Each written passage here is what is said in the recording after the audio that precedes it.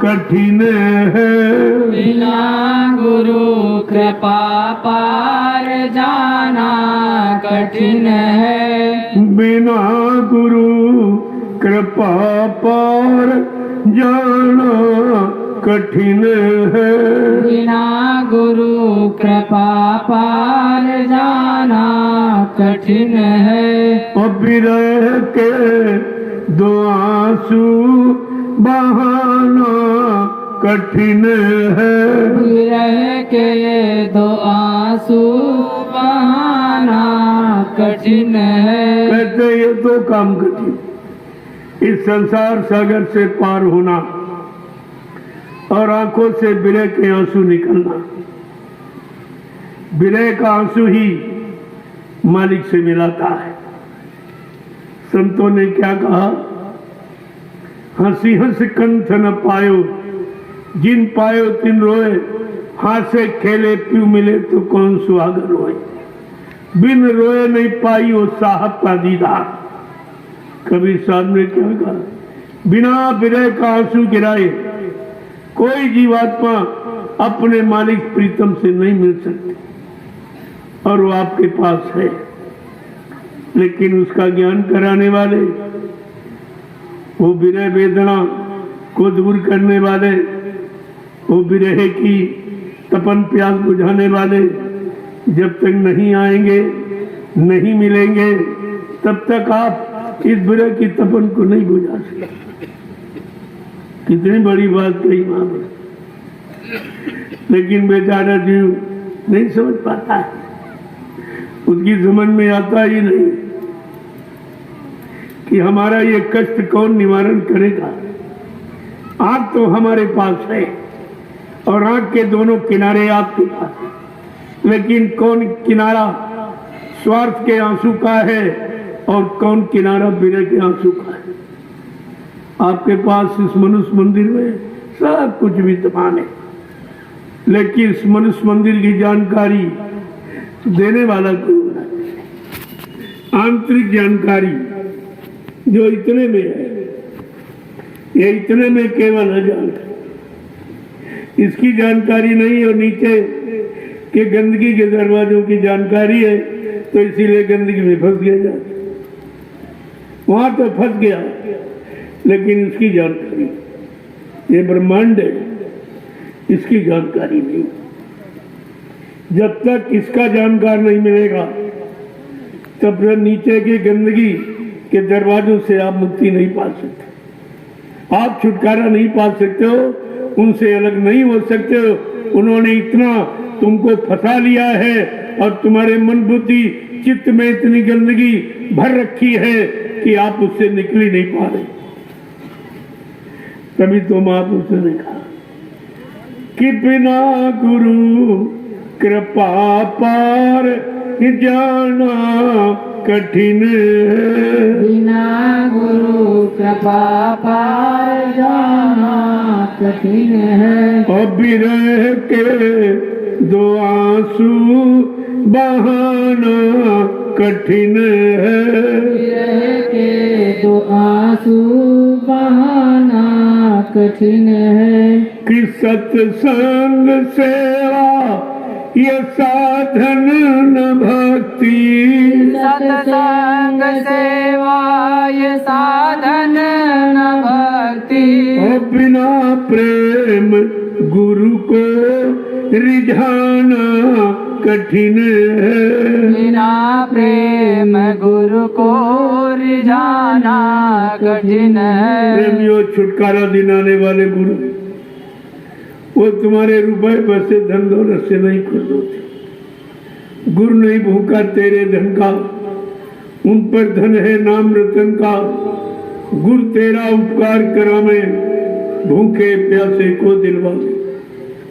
ये तुम्हारे पर उपकार किया जा रहा, तो तुम्हारी दौलत को लेकर ये भूखे और ये अपाहिज लोगों को दिलाकर उनकी व्यवस्था बनाने में लगाकर तुम्हारे परमार्थी जीवन को मजबूत कर देते। ये उनका उपकार है तुम्हारे पर, उनको इसकी जरूरत नहीं है रुपए पैसे धन दौलत से। कोई परमात्मा को प्राप्त नहीं कर सकता। ये परमात्मा खरीदा नहीं जाता।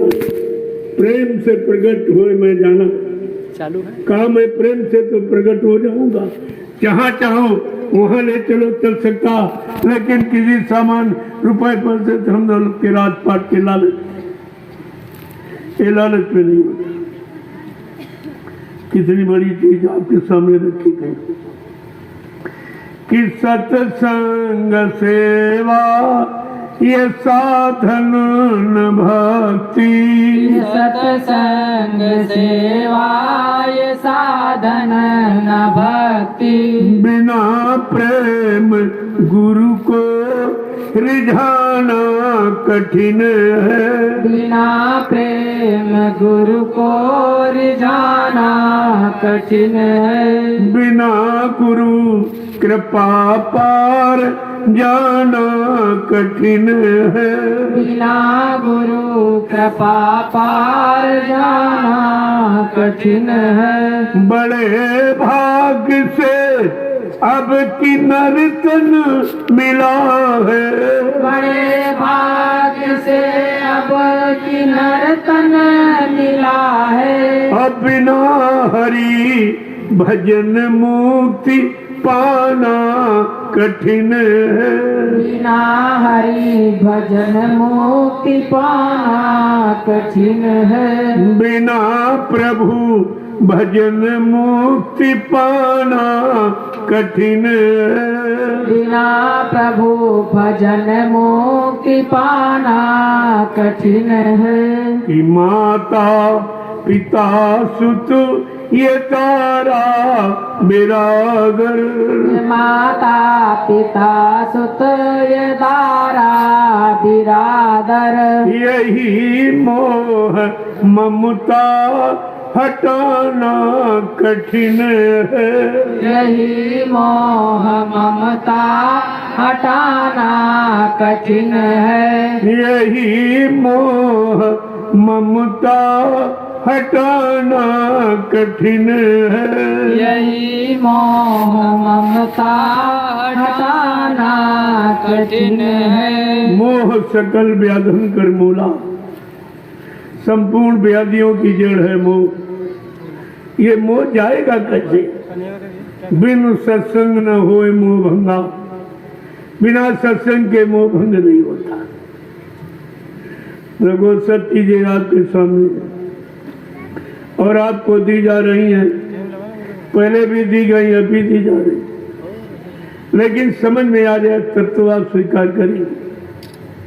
लाभ अगर मालूम हो जाए तो जरूर आप उसका पालन करें, लेकिन बगैर सत्संग के कोई जीव इसे प्राप्त नहीं कर सकता। आगे क्या करें कि माता पिता सुत ये तारा बिरादर, माता पिता सुत ये तारा बिरादर, यही मोह ममता हटाना कठिन है, यही मोह ममता हटाना कठिन है, बिना गुरु कृपा पार जाना कठिन है, बिना गुरु कृपा पार जाना कठिन है, विरह के दो आंसू बहाना कठिन है, विरह के दो आंसू बहाना कठिन है, तो वो संसार के लिए आपकी बात बहुत है। जरा किसी ने कुछ कह दिया फट से आंसू निकल गए, लेकिन संत तो कितना कहते, कितना समझते, कितनी फटकार लगाते, लेकिन तुम्हारे अंदर जरा भी नहीं दर्द उठ रहा है, जरा भी बिरे नहीं उठती है, ना एक आंसू निकलता है। जहाँ निकलना चाहिए वहाँ बिल्कुल बंद, और जहाँ बंद करना चाहिए वहाँ निकाल कर सारी शक्ति खत्म कर देते। ये महापुरुषों के सत्संग में बिना कहीं कोई चीज आपको हासिल नहीं हो सकती, क्योंकि ये रास्ता किसी ने बताया नहीं। यद्यप बहुत सरल है, लेकिन समझ गए तो अगर उलझ गए तो बहुत कठिन। यहाँ सब उलझे ही पड़े। सुलझाने का प्रयास किया गया, सुलझाया गया, सुलझा के आपको सच्चे अच्छे रास्ते पर खड़ा किया गया, लेकिन फिर स्वार्थी लोभी लालचियों के चक्कर में आके फिर आप उसी उलझन में चले, फिर आप उलझ गए फिर चले। तो ये तुम्हारा काम कौन करेगा? ये उलझन कौन सुलझाएगा? जड़ चेतन ग्रंथि पड़ गई, ये जन्म रखा छूटत कट नहीं। काल ने और माया ने मिलकर जड़ चेतन की गांठ लगा दी और उस गांठ को खोलना जीव के बस की बात है। उसने क्या किया? ऊपर से मोह माया का मतलब मोया लगा दिया। जैसे रस्सी की गांठ लगा दो और पानी में भिगो तो बहुत कठिन हो जाती, इतनी सख्त हो जाती कि नहीं खोल सकती। ऐसे जड़ चेतन की गांठ लगी और माया ने मोया लगा दिया और उससे इतनी वो सख्त मजबूत हो गई है कि आप छोड़ नहीं सकते।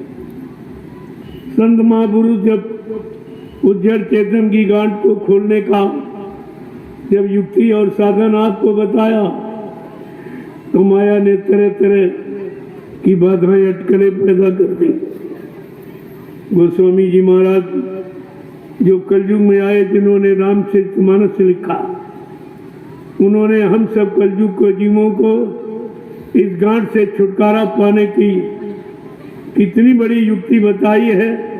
सावधान आपको रखा कि सावधान रहना, माया तुम्हारे पीछे पड़ी। उसने अपनी सहेलियों को तुम्हारे पीछे लगा रखा। तो गोस्वामी महाराज ने लिख के बताया कि रीति सीति बहु प्रेर भाई, अबूध लोभु दिखावन आई, कि कल बल छल कर जाय समीपा, अवंचल बात बुझा में दीपा, अब होय भूति जो परम सयानी, और तीन तन चितब नानहित जानी। कहा माया ने अपनी सहेलियों को लगा दिया कि किसी को सदगुरु के वचन सुनने मत देना। जाओ तुम सत्संग में, किसी को वचन सुनने मत देना। उनमें तंद्रा निद्रा उंघाई जमुआई ये पैदा कर देना कि बच्चों को सुन न पाए। नाम की युक्ति, नाम की कमाई न कर पावे, नहीं तो सारी जीवात्माएं अगर निकल जाएंगी तो मेरा देश खाली हो जाएगा। मैं शासन हुकूमत किस पर करूंगा? देखो, लेकिन गोस्वामी महाराज लिखते हैं, जिन जीवों ने, जिन भक्तों ने, मुरीदों ने, फॉलोअरों ने, जिन्होंने बच्चों को सुना और समझा और संभाल के रखा, उसको काल और माया उसकी सहेलियां कुछ नहीं करती। होय बुद्धि जो परम सयानी, जिस बुद्धि में सियानापन चतुरता आ गई, सत्संग बच्चों को सुनकर पक्का विश्वास हो गया, दृढ़ता मजबूती आ गई का उस पर ये काल और माया और उसकी सहेलियां कुछ नहीं करती।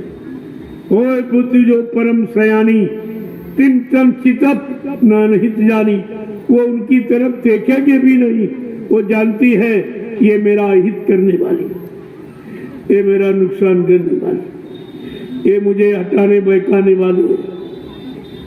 देखो, सबको लिखा है और तुम्हारे घर में लिखा पड़ी और 550 वर्ष पहले से लिखा पड़ी रामचरितमानस। लेकिन आपने अगर इसे पढ़ लिया होता, समझ लिया होता, तो आज संतों की दया से जीव अलग नहीं होता, बिल्कुल अलग नहीं होता और लाभ प्राप्त कर लेता।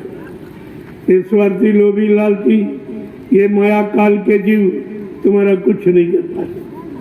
तुमने समझाए सत्संगी, तो बाबा जी ने पहले ही आपको कहा तमाम सत्संगी बन गए वो जीवों को बहकाने भरमाने के लिए, संत मत में शामिल शरीक न होने पावे इसके लिए वो निरंतर प्रयास करते रहेंगे, आपको झूठा सम्मान प्यार देते रहेंगे ताकि तुम सतगुरु के वचनों को न सुन सको, न मान सको, न विश्वास कर सको।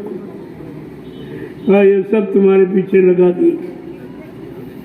अब कितने झंझटों में आप फंसे हो, और कहा ऊपर से 5 का पहरा लगा दिया। काम, क्रोध, लोभ, मोह, अहंकार, ऐसे शत्रुओं का जबरदस्त पहरा। आप किसी शत्रु से लड़ नहीं सकते, सबने तुमको धराशायी कर रखा। काम ने कितना पीटा है, कितना तुम्हारे शरीर को निचोड़ा है, कितना तुमको भोगी बना दिया है, सारी शक्ति तुम्हारी नष्ट कर दी है। तुम काम से तो जेती हो, सारी सृष्टि काम में हो गई। और जब काम की पूर्ति नहीं तो क्रोध पैदा हो गया। अगर काम की पूर्ति हो गई तो लोभ और लालच हो जाएगा, फिर आप निकल ही नहीं पाओगे।